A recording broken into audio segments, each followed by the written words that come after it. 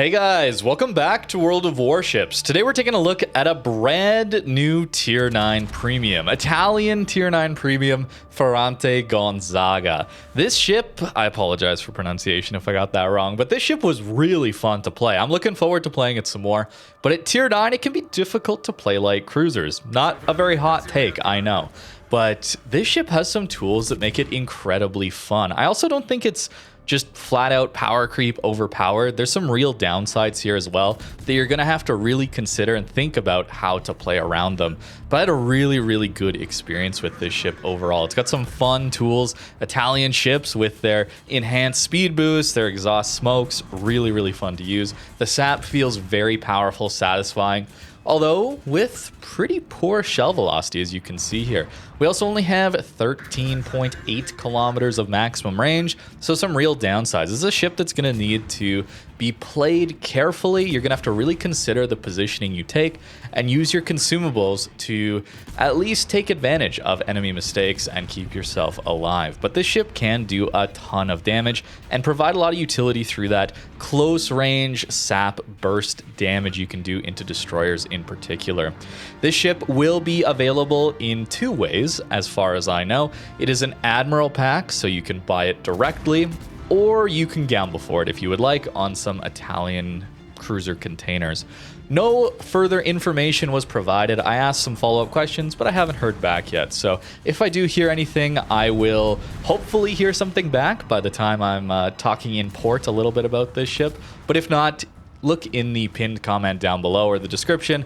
I'll tell you a little bit more about the direct cost. But Admiral packs, as we know, typically add 40-50% extra cost to a normal ship at the same tier. So at tier 9 we often see them like $75-$80, and then maybe the Admiral pack, I would guess, is somewhere around $110-$120, somewhere in there. I'm not sure. Wish we had a little bit more clear information on that. But that is more feedback for wargaming, I suppose. Let's talk a little bit more about what this ship can do. These sap shells hitting pretty hard. They are the same gun turrets, it seems, or the at least same guns as Regolo. So you have 135mm guns here with sap and HE. You get 12 of them with a 7.7 second reload, which gives you a little more sap DPM even than Regolo. So it's a bit like if Regolo had some base range added to it, allowing it to be a proper normal gunboat DD, but with the downside of a large citadel.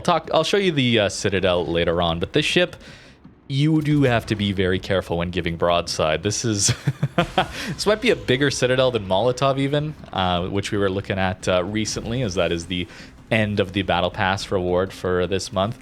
But very careful you have to play the ship, but it is very fun. 360-degree turrets here, really nice. Your firing angles are a little bit awkward. To get all of your guns firing forward, it's 37 degrees, 36 degrees to be kiting and firing all your guns. So really vulnerable in that regard. But to use 3 of your turrets, not all 4, you can actually get that going at 28 degrees forward, and I believe it's also the same 28 degrees backwards. So relatively comfortable, I would say. And when it comes to the actual DPM relative to your peers, it's not amazing, I guess we could say. If we look at HE DPM on other light cruisers, we're going to see a lot of other ships with much higher HE DPMs than us. Sejong, Seattle, Dalian, all these things like at 240, 288 on Sejong for HE DPM.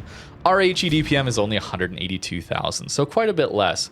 But the sap is where the real damage comes from. I really didn't want to be shooting HE that much unless people were angled. But even when people are angled, you're going to notice throughout this video, really pay attention to this, how many full pens we actually get into angled targets. That's one of the best features of this ship. You retain the cruiser pen angle on your sap relative to destroyers. Now, this is getting really into the details, but the cruisers, so this is like Venezia, for example, the sap has pen angles from 70 to 80 degrees. So you won't even start to check if it's going to ricochet until 70-degree angles. That's why you got to angle so sharply to a Venezia.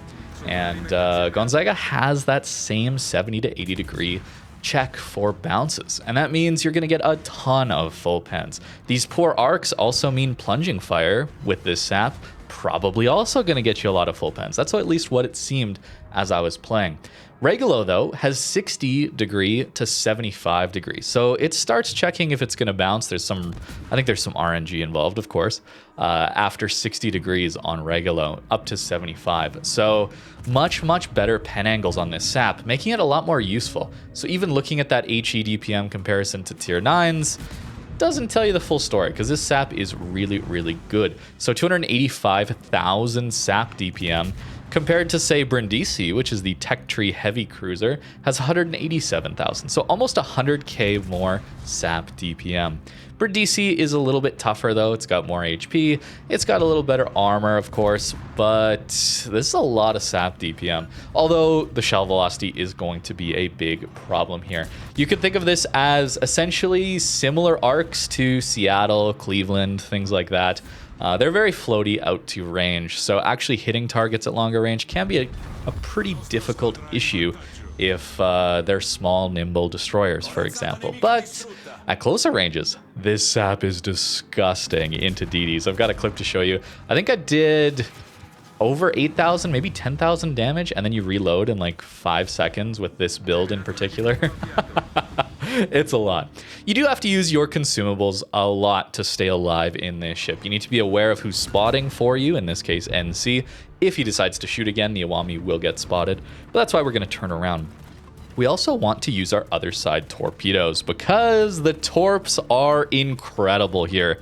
This ship can properly YOLO people, and I mess it up a couple of times when trying to record for this, but I got a few YOLOs that actually worked out, okay? I need to practice at it, but it's fun, man, to go YOLO some of these battleships around islands, because these torpedoes do 20,000 damage. It's not like Venezia or even Regolo, where you have the low 13,900 alpha damage. These do 20,433 alpha damage, so pretty close to Paolo Emilio, and it's 23,700 alpha damage. They're very good. You only get 3 of them per side, though, so you got to make them count, as I'll demonstrate later what not to do. But for now, we're going to show a successful one. Notice the sap alpha damage here into the unsaturated bow. That's going to be a key here, but that was 8,000 plus another 1,600, nearly 10,000 damage there from one sap volley. That's pretty solid. These torpedoes also go 72 knots, 10-kilometer range. Yeah, we can stealth torp with these, considering our detection is like 8.9, something like that. Really good firing angles on these torpedoes as well. We slow down and turn in because the Iwami was going to torp us back. And you notice he used widespread. This is a trick that I often and others will often talk about. At close range, if you need a little more forward firing angle on your torpedoes, use widespread. You'll notice that that front torpedo will spread a little further and give you a little bit better angle. So props to that Iwami for going for that. I almost ate that extra torpedo. That would have been bad for me. But a successful YOLO, and I will show you the armor at the end of this video. Don't you worry, because it is a problem. But we actually have an icebreaker here. 30mm icebreaker, but it is enough for some battleships to allow you to confidently YOLO them around islands and actually torp them out, which is pretty funny. But the stern does not have that icebreaker, so when you're kiting, you do have to be a little bit more careful. The Citadel is just super exposed, though, so it is a very high risk, potentially high reward play. You have essentially no AA. You probably didn't expect that on anything different that is on an Italian ship, but I do have to mention it, of course. Your AA is essentially non-existent. You need to use your maneuverability to try and dodge. In fact, our maneuverability is so good that I was thinking I was going to turn in and avoid in the left gap there, and we turned in and hit the middle torp because our turning radius is so insane. You also have no plane depth charges. They're just the ship-based ones. Big weak point here being that subs and carriers can just do whatever they want to around you, and you really are helpless against them. So real sad to see that. But to talk a little bit about that maneuverability, 600-meter turning radius. That's better than a lot of DDs, by the way. Something like Regolo has 770. Paolo Emilio has 810. Yeah, you're very maneuverable. So in this game, I'm using more of a standard build. I was using concealment, 8.9 detect. But what happens if you double rudder or use, instead of concealment, you go for rudder and then prop mod? You become incredibly difficult to hit. So this ship has easily the best turning circle radius of any tier 9 cruiser, which is hilarious, but an 8.9 second rudder shift. So that's where we might want to look at buffing our rudder shift a little bit more. Max speed of 35 knots is decent, but not incredible. The key here is we have that engine boost to buff that. So if you want to run the conceal build, I might suggest you even run rudder mod in slot 4 instead of prop mod, because you have a 20% engine boost available to you if you need to accelerate. And that is a really solid way to build the ship as well. Going in for another YOLO, I may mess this one up, guys. 20,000 alpha damage times 3 is 60k. And there's going to be some saturation or torp protection. I probably should be shooting here. We're going to not quite have enough damage otherwise. The smoke firing, I think, is 5 kilometers, so pretty good, but not so good that I shouldn't be shooting here, honestly. And yes, we leave him on low HP, and then Lion's super heal starts printing. We get a decent hit in here, actually, at the end, but not enough to finish him off. And then our other side torps get broken. You notice my right side torps got broken. I used my repair to bring him back. And then the secondaries from the Flandre actually kill our other side torps. And we die. I got stuck on a rock. Really poorly played on my part, but I gotta try, right? That one was turning into a blowout, so I had to try something. But very funny to be able to go for those torp runs, even if I messed it up there. I gotta practice that a little bit, but a very fun ship to play. Maybe early game you're thinking, what happens if our DD is a little bit late loading in and you get spotted early? Well, here I'm running the prop mod and then rudder instead of concealment in our upgrade slot. And look at our rudder shift time here, allowing us to very comfortably dodge incoming fire. Combining that with your engine boost, you're really maneuverable, very difficult to hit. And if you get into trouble, you just have an exhaust smoke to get out of jail for free. Like, this is so much fun. And really, really scary for destroyers, I think. The role of Venezia, of course, was really powerful when you could early game push behind your friendly DD. When they get into that destroyer engagement, you trade. You have a massive, powerful trade there to help win games. I think Gonzaga will do a similar thing, just with even better concealment and a little bit more DPM. Maybe not quite the alpha damage, but the alpha damage is still incredibly powerful here. This ship is not a Smolensk, though. It is not a Colbert, though. This is something that does not have that level of DPM. It's quite good. It's still able to out-DPM, out-trade people, but it's less of that overwhelming firepower that some of those light cruisers at tier 10 have. This is tier 9, of course, but still, I think it is worth mentioning that if you're thinking this is the Italian light cruiser equivalent of a Colbert, I think you're going to be disappointed in this DPM. The SAP is good still. I really did enjoy playing this ship still, but it is not that kind of playstyle. I think it's more of an opportunist on using your consumables, a bit more like the Italian DDs are. It's a bit strange to play, but it does have enough range to have some solid impact. And dodging torpedoes, a little bit tricky without hydros, of course, on these Italian cruisers. But thanks to this incredible maneuverability, you shouldn't be too bad with it. The standard heals are also very nice to have. Jaeger at 10 kilometers here, and that shell velocity just not quite enough, like 6-second lead time. It's rather difficult to, I mean, Jaeger's tiny, right? So it's hard to hit anyway, but the shell velocity does make things a little bit trickier. The Leon there only getting overpens. That is a feature, not a bug with this one. No armor sometimes is the best form of armor in World of Warships, and Gonzaga certainly will be showing that off if you are angling properly. The Citadel roof that I'll show you this all later.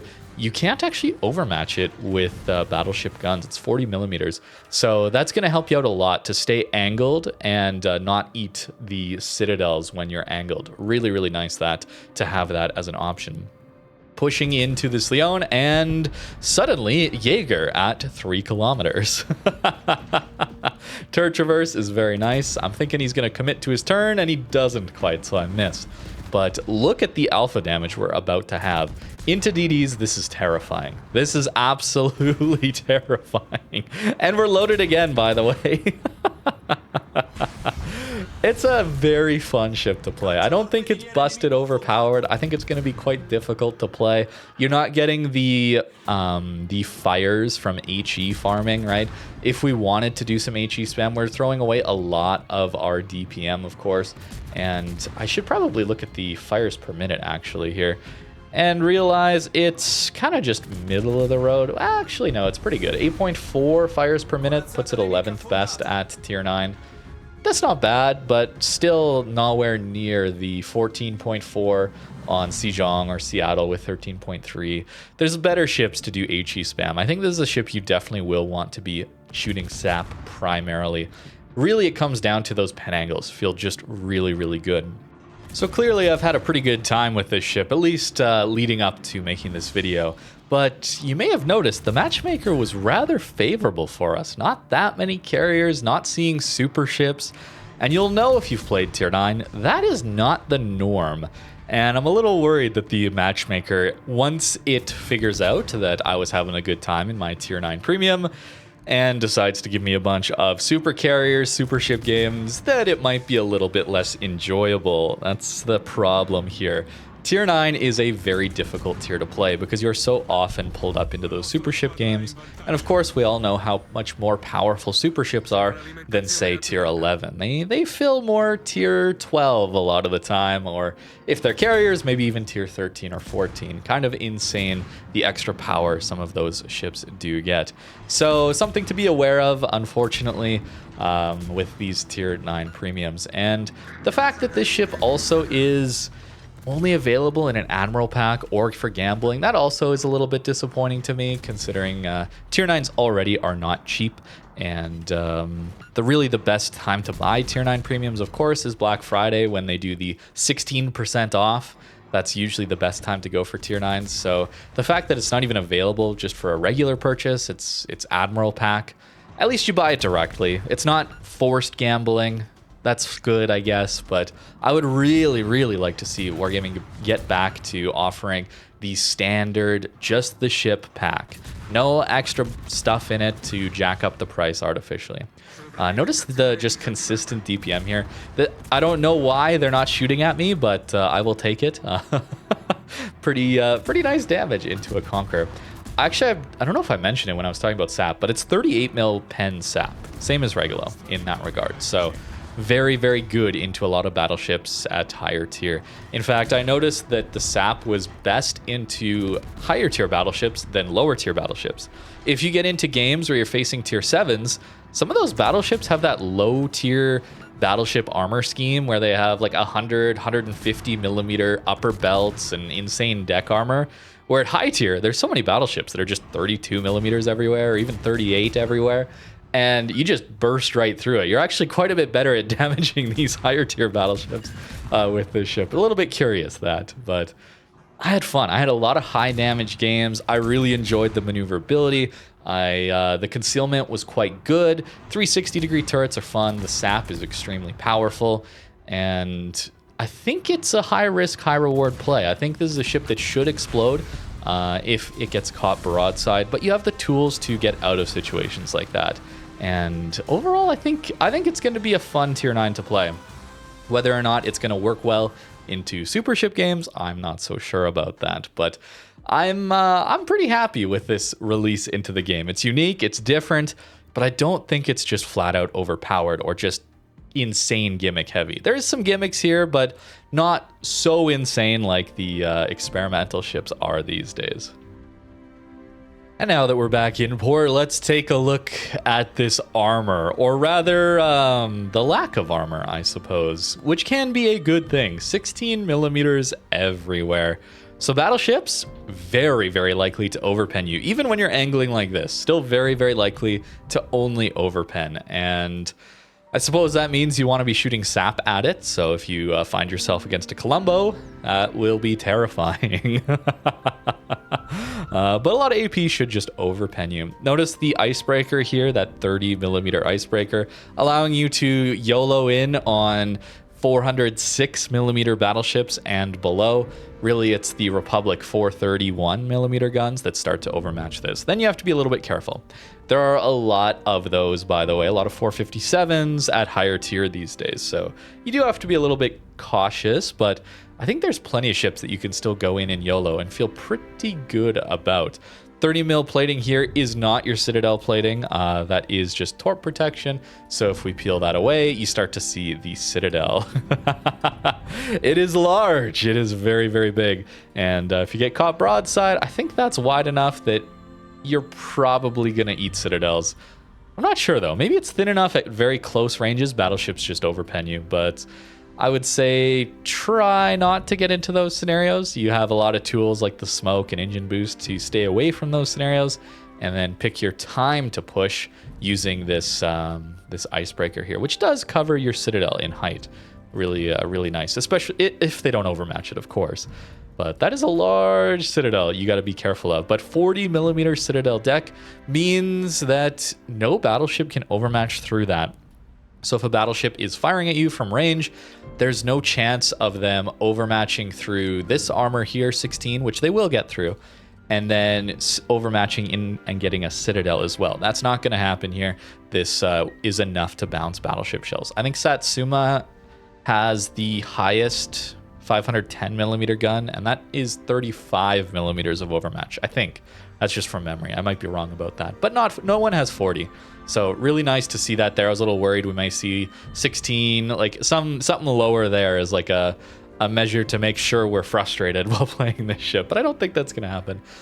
Very, very nice maneuverability, of course. 600 meter turning circle radius is hilarious to use. Really, really powerful. But notice no icebreaker at the back here. That's a challenge because you may end up kiting battleships as they're pushing into you. Suddenly that advantage no longer exists, and you will have to be very cautious about getting overmatched and then eating Citadels like that. This is a ship that certainly is much better. If you have to take hits, stay bow on to them. But considering your smokes, considering engine boosts, and generally really good detection here, this is not full conceal build, by the way. I decided after my first game there, I really only played one game with the full conceal build, and that one went pretty well. So I went over to a little bit more lighthouse style of play here, so taking top grade. Heavy HE and SAP here is just free, so my full conceal game, I'm pretty sure I just swapped concealment and top grade. That was it. Everything else stayed the same. Heavy HE and SAP just giving us just extra damage here for free. Really nice. Since this ship has below 149 millimeters, that means we don't have that penalty to our detection. Really good. Adrenaline Rush, as well as Superintendent and Survivability Expert. Yeah, with Survivability Expert and the flag, you barely get 40k HP. So very light cruiser here, very squishy. You got to be careful. But you do get some healing at least. Consumables enhancements, because our smokes and engine boosts are very powerful, but they don't last very long, as well as consumable specialist, because they have a pretty long reload. And for the last 2 points, just taking priority target, I suppose. That's what I went with. I'd recommend, if you're just starting with this thing, definitely go full conceal. It's much more comfy to play this ship with 8.9 detect than 11. But running steering gears and prop mod made this ship very maneuverable. You could run double steering, by the way, and get it down to 4.3. That would be a pretty funny build to use as well, but I think this is good enough, and the extra propulsion help that we get when our engine boost is down is really nice if you want to run a build like this. I gotta stress this, I really don't recommend range mod. I think it's going to be very difficult to be effective using range mod, because not only are you getting spotted at longer ranges while firing, that is a benefit of having shorter range. You can sometimes cut off angles in open water in certain areas, but the thing is, you're just going to start shooting sooner when you could just have waited half a minute to get into a better position and get much more damage out of it, because you're firing at 12 or 13 kilometers than at 15 or 16 kilometers, where it's going to be very difficult, even on battleships, to land shells from this shell velocity. So really would recommend that. It's going to be hard to play, and certainly there's going to be games where you just get locked out. And I'm sorry, there's really not much you can do about that. your AA sucks, your depth charges suck. If there's sub or carrier harassing you, there is nothing you can do. So, sorry. I can't help you out there. I'll keep giving the feedback to Wargaming that they got to fix those 2 classes, but I mean, it's been almost 10 years, man. we gotta just accept things as they are at this point, unfortunately. But a very interesting ship, I gotta say. Gonzaga here, very, very fun tier 9. Very different, and potentially a look at a future Italian light cruiser line. I would not be opposed to seeing some of these. I think these could be a really fun line to play like this. The smokes and engine boost, I should mention that actually. I talked about their uptime, but I think it's 40 seconds base on the exhaust smoke generator here, and then similar for the emergency engine power. And buffing those as much as I can. See, I'm taking engine boost mod, and it's still barely a minute. You also have longer reloads on these than the Italian DDs, but a little faster than the heavy cruiser line. So kind of, but closer to that heavy cruiser line. The smoke is down for quite some time here. I could take smoke generator mod, and considering we have cruiser dispersion and it's saps, so we care a little bit less about being precise, right? We just kind of have to hit portions of the ship that have 38 millimeters of armor or less, and then we're just doing good damage. Maybe the smoke generator mod. We'll see. Maybe I'll mess around with that in the future. Yeah, 60-second smoke, 60-second engine boost. Okay, maybe I have to try that out. Maybe double rudder. Okay, no promises, but I might have to try double rudder, and then maybe I go even like outnumbered. Take Pack-a-Punch for 15% torp down. We could meme around with it. This is a fun ship. This is a ship that we can mess around with, and I think that's cool. Unfortunate about the cost. I don't have any specifics as of yet. Haven't heard back, so definitely check out the either pinned comment or in the description. I will try and update that as I get information on the more specifics of the cost. But I would expect in that $120 range, like US dollars, maybe 130. It'd be sad if it went up to 150. I never know with these Admiral packs how much they're going to upcharge it. And then no word on the drop rate or the guaranteed drop chance of this ship in those Italian boxes either. No word if there's duplicates or the lack of duplicates, like we saw in the Inchin box thing. I don't know. Very little information, and that makes me worried. When there's less information, I'm always going to be worried there's some shenanigans afoot where it's just never going to be in the player's interest. So we'll see. But a very fun ship that hopefully is going to be available for a reasonable cost. And that's going to do it for today's video. Let me know what you think in the comments down below. Thank you very much for watching, and have a great rest of your day.